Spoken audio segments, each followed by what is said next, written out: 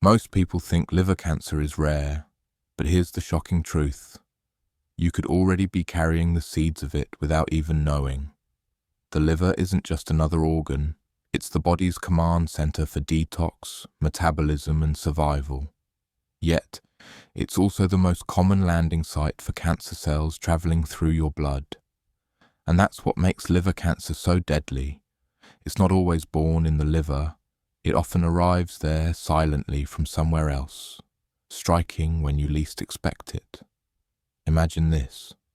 A person survives colon cancer surgery, thinking they're safe, only to discover months later the cancer has quietly spread to their liver. That's when the real fight begins, and sadly, many don't win it. Welcome to the Wellness Way, where we peel back the layers of health myths and confront the harsh realities most people ignore. If you've ever thought liver cancer was just about heavy drinking, you're about to see how wrong that belief really is. Stay with me until the end, because what you learn today could be the difference between life and death tomorrow. And if you want more eye-opening truths like this, don't forget to hit that subscribe button to support the channel. We've got a lot more coming. One of the hardest lessons I've learned in studying health is that the most dangerous diseases are often the ones we don't see coming. And liver cancer fits that description perfectly. For years, I never thought much about the liver. To me, it was just another organ hidden away under the rib cage. Maybe something that got damaged if you drank too much alcohol. That was about the extent of my knowledge. But the more I've learned, the more I've realized how wrong I was, and how deadly that ignorance could be. The liver is not just a background player in your body. It's a workhorse, performing hundreds of vital jobs every single day, most of which we don't even notice. It processes nutrients from the food we eat, stores energy for when we need it later, regulates blood sugar levels so we don't crash, produces bile to help digest fats, and detoxifies harmful substances like alcohol, drugs, and toxins from the environment. It even stores vitamins that keep us alive, A, D, E, K, and B12. In short, the liver is the body's unsung hero, always working silently in the background. But here's the part that really shocked me, because the liver is so central to our survival. When cancer attacks it, the damage is catastrophic. And the terrifying reality is that liver cancer is not always born in the liver itself. In fact, many cases are the result of cancer cells from other parts of the body traveling through the bloodstream and setting up shop in the liver. That's why so many people are blindsided. They might think they've beaten cancer in one part of their body, only to discover later that it has quietly spread to the liver, where the stakes are much higher. When I first saw the comparison between a healthy liver and a cancerous one, it left me speechless. The healthy liver looked smooth, soft, with a rich brown colour, almost like a polished surface. The cancerous liver, on the other hand, was swollen, covered with rough nodules, scarred beyond recognition. Seeing that contrast in real life, not just in a textbook, was a wake-up call. It's one thing to read statistics about liver cancer, but it's another to see how it transforms one of the body's most vital organs into something unrecognizable. What struck me even more was hearing the story of a patient who had battled colorectal cancer. The doctors managed to remove the tumor from the colon, and for a time, things looked hopeful. But then, cancer cells traveled through the bloodstream and lodged themselves in the liver. Within months, the disease returned with a vengeance, this time even harder to fight. And ultimately, it was the spread to the liver, not the original tumor, that ended that patient's life. That story still haunts me because it illustrates just how deceptive cancer can be. You think you've won the fight, and then it shows up somewhere even more critical. That's why I say the liver is both a guardian and a vulnerable target. On one hand, it protects us by filtering toxins and keeping our body in balance. On the other, its role as the gatekeeper of blood flow from the digestive system makes it the perfect place for cancer cells to land. Every meal you eat, every nutrient you absorb, passes through the liver first. And if any of those blood vessels carry rogue cancer cells, the liver becomes their new battleground.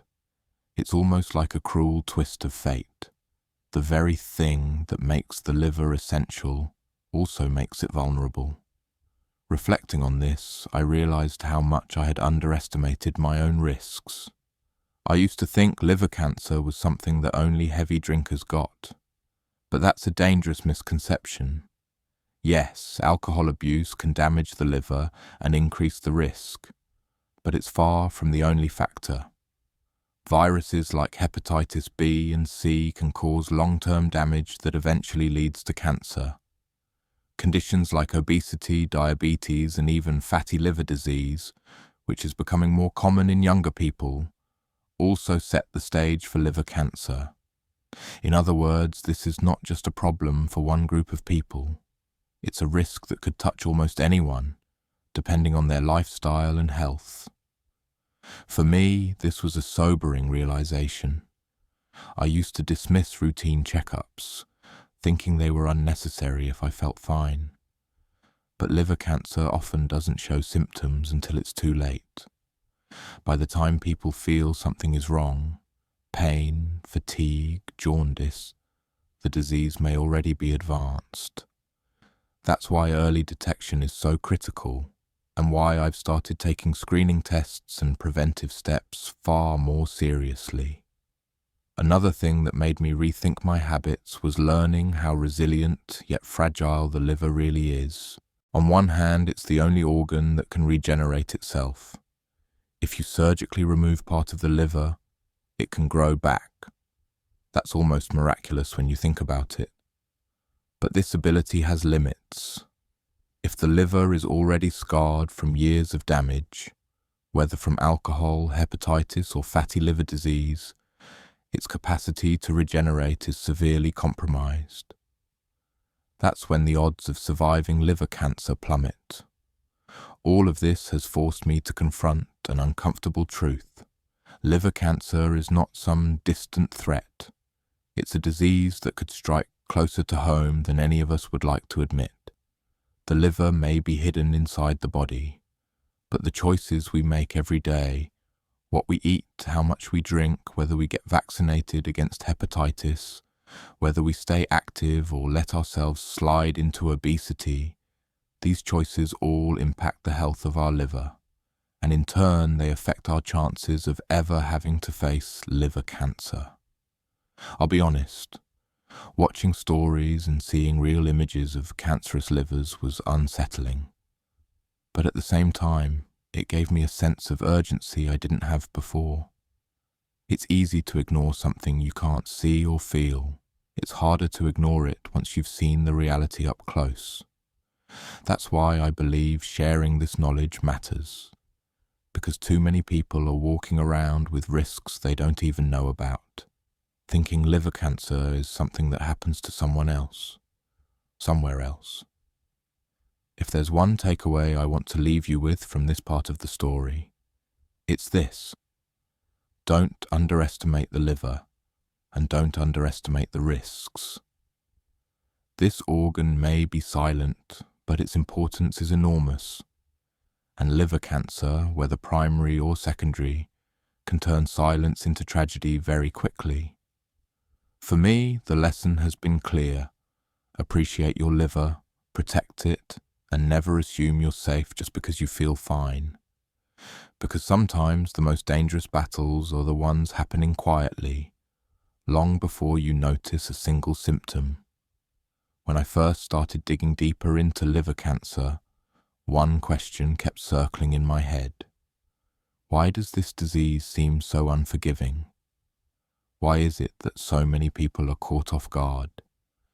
And why does the outcome often feel so bleak? The more I learned, the clearer the answer became. and it had less to do with the liver itself, and more to do with how cancer behaves once it finds its way into this organ. The liver is, in many ways, a perfect target. Think about it.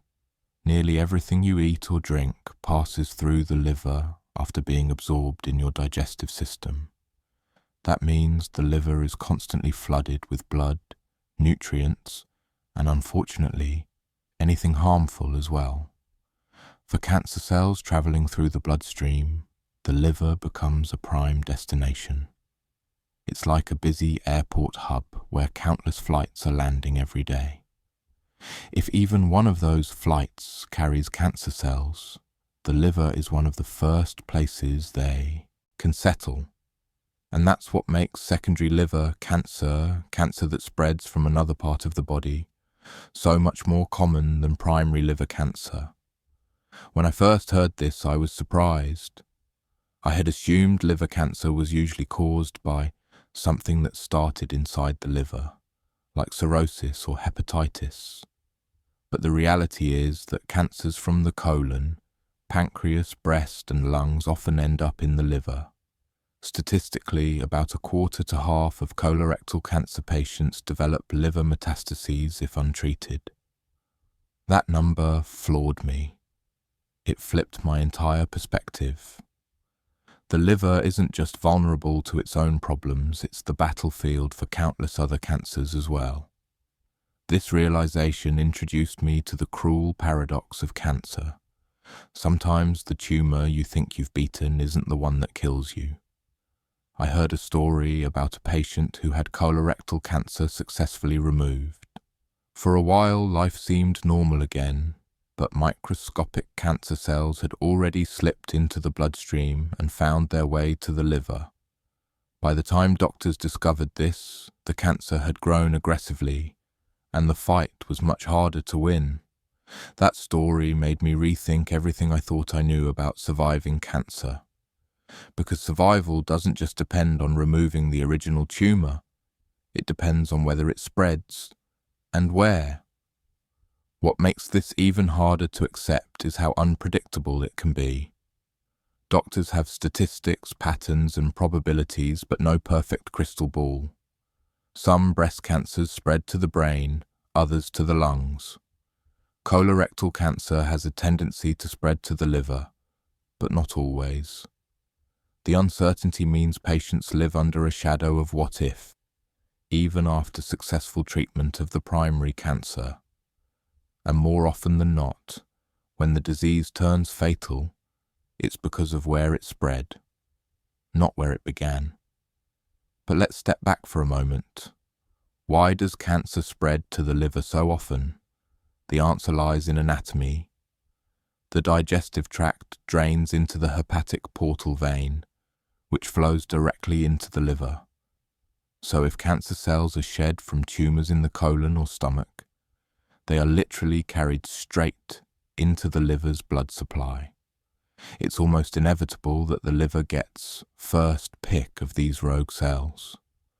Once they arrive, they can grow unchecked, especially if the liver is already weakened by other damage. Understanding this helped me see liver cancer not just as a disease, but as a symbol of how interconnected our bodies really are. The liver is a team player, supporting almost every system, but that same role makes it a magnet for trouble. Now, let's talk about treatment. This is where the conversation gets both hopeful and heartbreaking. On the one hand, the liver has an incredible ability to regenerate. If doctors remove a portion of it, the remaining part can grow back, sometimes in just a few weeks. That's why surgical resection, cutting out the cancerous part of the liver, can be curative in certain cases. But here's the catch. This only works if the remaining liver is healthy enough to handle the surgery. If the liver is already scarred by cirrhosis or overwhelmed by disease, surgery isn't an option. For those patients, liver transplantation can be considered, but this is rare and highly selective. The criteria are strict, the waiting lists are long, and not every patient is eligible. Imagine being told that the only way to survive is a new liver, and then realizing that getting one in time may not be possible. It's a heartbreaking reality. Other treatments exist, though none are simple. Ablation therapies using heat, cold, or chemicals to destroy small tumours offer hope for some. Embolization, where doctors block the blood vessels feeding a tumour, can literally starve cancer to death. Targeted drug therapies, which go after specific molecular pathways in cancer cells, are making progress, and immunotherapy, harnessing the body's own immune system, is one of the most exciting frontiers. These treatments represent real advances, and in some cases they extend life significantly. But the truth is, traditional chemotherapy is less effective for liver cancer than for many other cancers. The liver is already damaged in most patients with primary liver cancer, and chemotherapy can be too harsh, doing more harm than good. That's one of the cruelest twists. The very organ that helps detoxify the body can't always tolerate the toxins we use to fight cancer. Hearing all this, I couldn't help but feel a mixture of frustration and hope. Frustration that we still don't have easy, reliable cures for such a devastating disease. Hope that science is moving forward, that new treatments are being discovered, and that survival rates, though still low, are improving in some cases. But the biggest lesson I've taken from learning about liver cancer is that timing is everything. The earlier you detect it, the better your chances.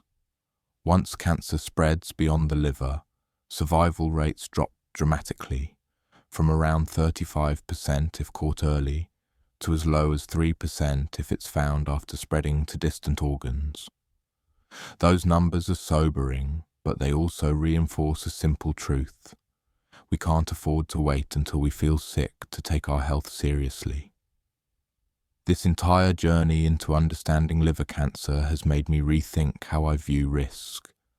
It's not just about whether you drink heavily or have a family history. It's about the interconnectedness of everything. Your lifestyle, your habits, your screenings, even the hidden pathways in your own body that you never think about. Cancer is unpredictable, but our best defense is vigilance, prevention, and catching it before it takes root. At the end of the day, what makes liver cancer so terrifying is also what makes it such an important lesson. The liver is vulnerable, not just because of its own diseases, but because of the role it plays for the entire body. And that means protecting it isn't just about avoiding liver cancer, it's about protecting yourself from the ripple effects of other cancers too. That's the paradox. And that's why this disease deserves more attention than it often gets. The more I've learned about liver cancer, the more I've come to realize that this disease isn't just about biology. It's about the choices we make every single day. It's easy to look at cancer as something random, something that strikes without warning or reason. And in many cases that's true. Genetics plays a role we can't control, and sometimes fate feels cruel. But when it comes to liver cancer, especially primary liver cancer, so many of the risks are linked to things we can influence, and that's both sobering and empowering at the same time. For years I thought of liver cancer as a heavy drinker's disease. I figured as long as I didn't abuse alcohol, I was safe. But the truth is so much bigger than that. Yes, alcohol can scar the liver over time, leading to cirrhosis, which is one of the strongest risk factors for liver cancer. But it's far from the only path.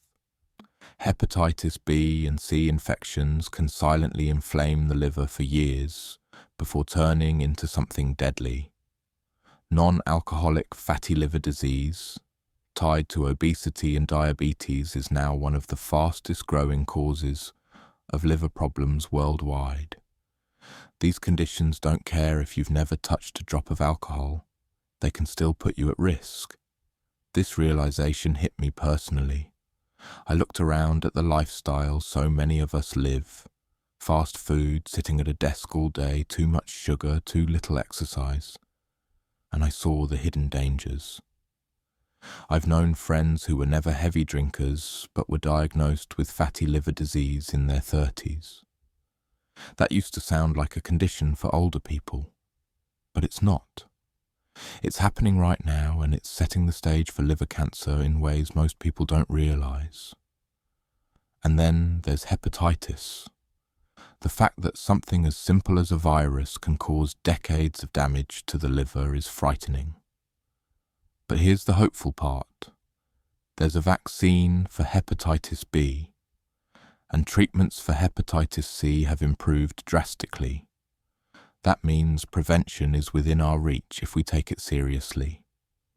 Yet so many people still go unvaccinated or undiagnosed until it's too late. That gap between what we could prevent and what actually happens is one of the most frustrating aspects of this disease. So when I think about liver cancer, I don't just think about medical treatments. I think about prevention as a daily choice. Limiting alcohol, maintaining a healthy weight, getting screened for hepatitis, staying active, eating real food instead of processed junk. All of these things sound simple, almost boring compared to the drama of a cancer diagnosis. But they matter. They add up. And in many cases, they can be the difference between living with a healthy liver and facing a devastating diagnosis years down the road. Of course, I also know prevention isn't perfect. You can do everything right and still face cancer one day. That's the scary part, the part that keeps me up at night sometimes. But I've come to believe that taking control where you can is still worth it. Because if you reduce your risks, even by a little, you're stacking the odds in your favor. And when it comes to something as unforgiving as liver cancer, every bit of advantage counts. Another thing that struck me as I reflected on all of this is how interconnected our health really is. Protecting your liver isn't just about your liver. It's about protecting yourself from the ripple effects of other cancers. Remember, many people don't die from the cancer they were first diagnosed with. They die from where it spreads. And the liver, because of its blood supply, is often that target. So when you take steps to protect your liver, you're also giving yourself a shield against the dangers of metastatic cancer in general. That thought gave me a new perspective. The liver isn't just another organ to keep healthy. It's a gatekeeper for your entire body's survival. As sobering as all this sounds, I don't want to leave it there, because there is hope. Treatments are improving. Survival rates, while still low overall, are better for those who catch the disease early. New therapies are being developed, targeted drugs, immunotherapies, that are changing the landscape of cancer care. And research is moving forward faster than ever before. I've read stories of patients who were given bleak odds but managed to beat the statistics thanks to new approaches. These stories remind me that while the fight is hard, it's not hopeless. Still, the most powerful message I keep coming back to is simple. Don't wait. Don't wait for symptoms because they often come too late.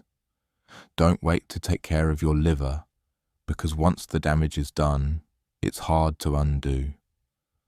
And don't wait to get screened because catching something early can literally save your life. If there's one question I'd leave you with, it's this. When was the last time you really thought about your liver?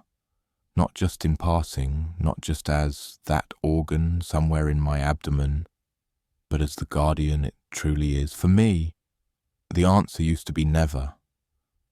But now, I can't stop thinking about it. And that shift in perspective has already changed the way I live. Maybe it's time for all of us to ask ourselves that same question. Because protecting the liver isn't just about avoiding liver cancer, It's about giving ourselves the best possible shot at a healthy, full life. And that, to me, is worth every effort. Looking back on everything I've learned about liver cancer, I can't help but feel a mix of fear, respect, and determination. Fear, because this disease is ruthless and often strikes without warning. Respect, because the liver is one of the hardest working organs in the body, silently keeping us alive every single day. And determination, because I've realized there are real steps we can take to protect ourselves, even if nothing is guaranteed. The biggest lesson for me has been this: we can't afford to take our health for granted. The liver is not just another organ, it's the gatekeeper of our survival. When cancer reaches it, whether from within or from another part of the body, the stakes are higher than ever. But the good news is that many of the risks leading to liver cancer are things we can influence. Getting vaccinated against hepatitis B, avoiding behaviors that spread hepatitis C, limiting alcohol, maintaining a healthy weight, staying active and eating better. These are small choices that can add up to a huge difference over time. I used to think that cancer was just about luck or genetics, something you couldn't do much about. And while there's truth to that, it's not the whole picture. What I've come to realize is that prevention is power. No, we can't prevent every case, but by taking control where we can, we give ourselves a fighting chance. And when it comes to a disease as unforgiving as liver cancer, that chance could mean everything. Another lesson I've taken to heart is the importance of early detection. Too many people wait until symptoms appear, but by then, liver cancer is often advanced. That's why regular checkups and screenings matter so much. I've made a personal commitment not to skip mine anymore, because I don't want to be caught off guard by something I could have caught sooner. And finally, I've realized that protecting the liver isn't just about avoiding liver cancer. It's about protecting your whole body, because when other cancers spread, the liver is often where they land. That means every step you take to keep your liver healthy isn't just for that organ, it's for your entire future. So here's my personal takeaway. Take care of your liver as if your life depends on it, because in many ways, it does. I know I've started making changes in my own life, from the way I eat to how I think about screenings, and I hope you'll consider doing the same. Let me ask you this. What's one simple step you could start today to take better care of your liver? Maybe it's cutting back on alcohol. Maybe it's scheduling that checkup you've been putting off. Or maybe it's just making healthier food choices. Share your answer in the comments. I'd love to hear your thoughts, and we can all learn from each other's ideas. And if you found this video valuable, don't forget to subscribe to The Wellness Way. Your support means the world, and it helps us keep bringing you the kind of life-changing content that could one day make all the difference.